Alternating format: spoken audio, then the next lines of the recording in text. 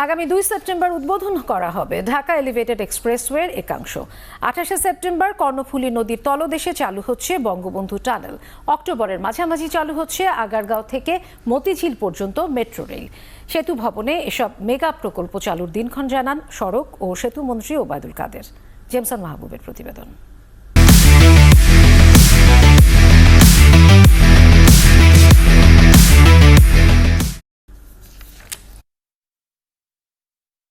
দোসরা সেপ্টেম্বর উদ্বোধন করা হবে হজরত শাহজালাল বিমানবন্দরের কাওলা থেকে ফার্মগেট পর্যন্ত এলিভেটেড এক্সপ্রেসওয়ে। পরদিন এক্সপ্রেসওয়ের 22.5 কিলোমিটার রাস্তা যানবাহন চলাচলের জন্য উন্মুক্ত করে দেওয়া হবে। এয়ারপোর্ট থেকে ফার্মগেট পর্যন্ত অংশের শুভ উদ্বোধন 2 সেপ্টেম্বর। প্রকল্পের মোট ব্যয় 8,940 কোটি টাকা। এক্সপ্রেসওয়েতে মোটরসাইকেল ও 3 চাকার যানবাহন চলতে পারবে না। যানবাহনের সর্বোচ্চ গতি হবে 60 কিলোমিটার। জুন 2024 সালে শেষ হবে পুরো প্রকল্পের কাজ। সবকিছু তাড়াহুড়া করার কোনো কারণ নেই। যেগুলো শেষ হওয়ার সেগুলো শেষ হবে, আর যেগুলো কাজ চলবে প্রক্রিয়াধীন থাকবে।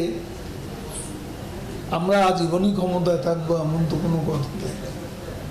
সরকারের ধারাবাহিকতা থাকবে।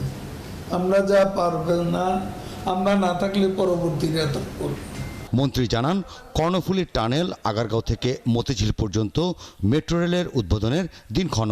ওবায়দুল কাদের বলেন, আওয়ামী লীগের আমলেই সবচেয়ে বেশি উন্নয়নমূলক কাজ হয়েছে। 28 অক্টোবর বঙ্গবন্ধু শেখ মুজিব কর্ণফুলী টানেলের শুভ উদ্বোধন। এক প্রশ্নের জবাবে আওয়ামী লীগের সাধারণ সম্পাদক বলেন, তার দলও চায় শান্তিপূর্ণ নির্বাচন। তিনি বলেন, বিদেশি বন্ধুরা কখনো তত্ত্বাবধায়ক সরকারের কথা বলেনি।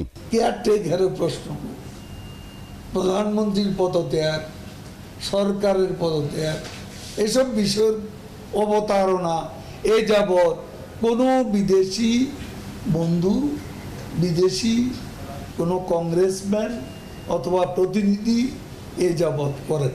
কে নির্বাচনে আসবে, কে আসবে না, এটা রাজনৈতিক দলের বিষয়। আওয়ামী লীগ কোনো দলকে নির্বাচনে আনার বিষয়ে উদ্যোগ নেবে না। তারা সবাই। জেমসন মাহবুব, 71, ঢাকা।